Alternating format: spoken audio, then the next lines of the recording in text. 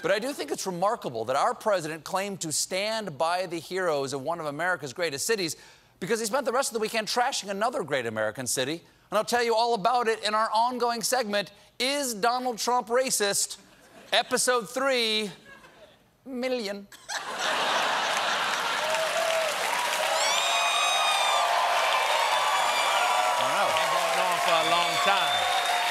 Been going on for a long time.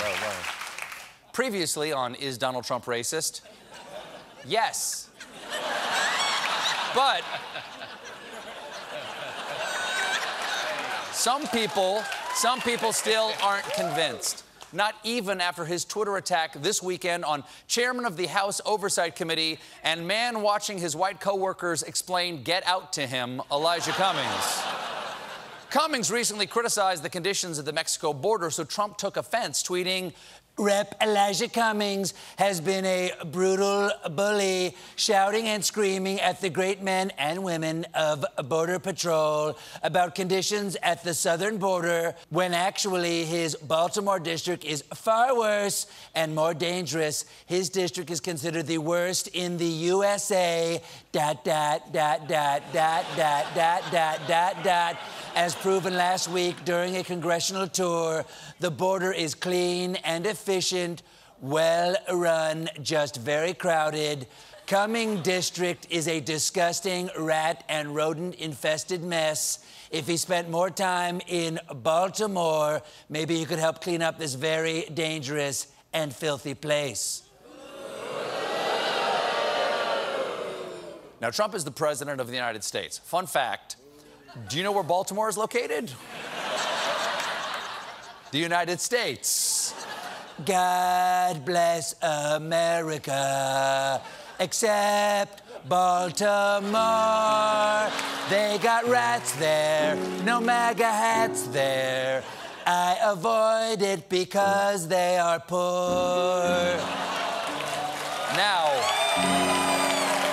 from the to the meow meow. Now, a lot of people called Trump's words racist, so he fired back on Twitter, there is nothing racist in stating plainly what most people already know, that Elijah Cummings has done a terrible job for the people of his district and of Baltimore itself. Dems always play the race card when they are unable to win with fact shame. Oh, okay, so the only reason to call someone racist is because you can't win an argument with facts. Interesting. He continued, if racist Elijah Cummings would focus more of his energy on helping the good people of his district and Baltimore itself, perhaps progress could be made in fixing the mess that he has helped to create. I'm not the racist, he's the racist. After all, I wouldn't have said anything racist at all if he was white.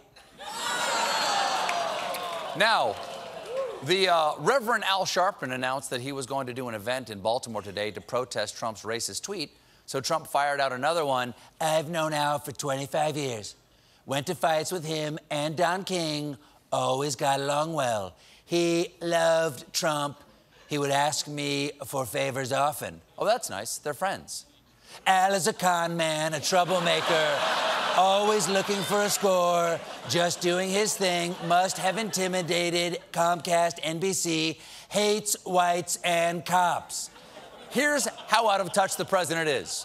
He thinks hates whites and cops is more damning than hung out with Donald Trump and Don King. Trump sent out the usual suspects to defend him on the Sunday shows. First up, Trump acting chief of staff and Harry Potter explaining that Voldemort's got some good ideas.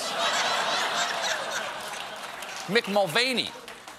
Mulvaney went on the Fox News Sunday where a friend of the show, Chris Wallace, brought up the pattern of Trump's racism.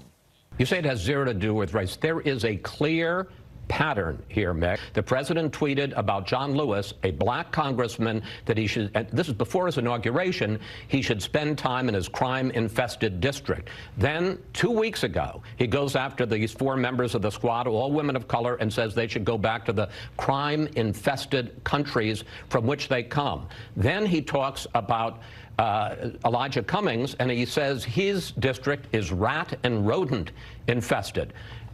infested. It sounds like vermin. It sounds subhuman. And these are all 6 members of Congress who are people of color. I think you're spending way too much time reading between the lines. I'm not reading between the lines. I'm reading the lines. Nicely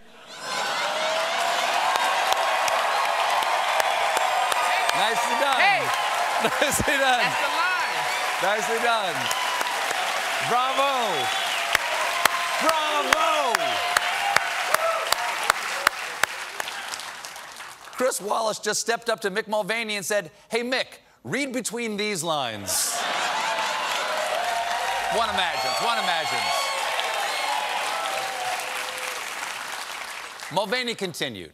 Does anyone watching this program dispute the fact that, or the possibility that if Adam Schiff had said the same thing about the border, that the president would be attacking Adam Schiff in the exact same way today? And I don't think he'd be talking about his crime-infested, rodent-infested district. He very well could. It has zero to do with the fact that Adam is Jewish. Wow. Wow.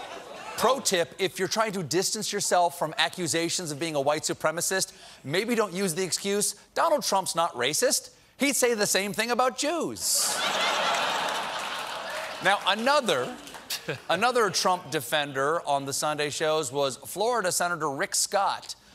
He went on NBC's Chuck the Meat, and his brain done broke. But that justifies a racial resentment tweet in response? Is that presidential leadership? Well, look, I didn't do the tweets, Chuck.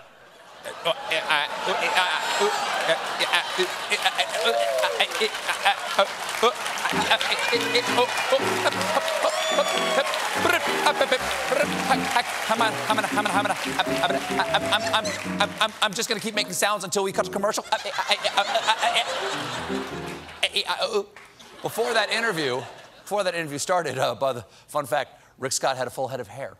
And it wasn't just Baltimore. Trump also tweeted, "Speaking of failing badly, has anyone seen what is happening to Nancy Pelosi's district in San Francisco? It is not even recognizable lately. Something must be done before it's too late." San Francisco used to be a beautiful city where Joe DiMaggio would drive a cable car right up to your house with a hot rice-a-roni. Today, Tony Bennett left his heart there, and it was stolen by a homeless guy. Trump is also going after New York, Los Angeles, and Chicago, and called the people of Iowa stupid. At this rate, he's going to take the flag and replace half the stars with poop emojis. We got a great show for you tonight.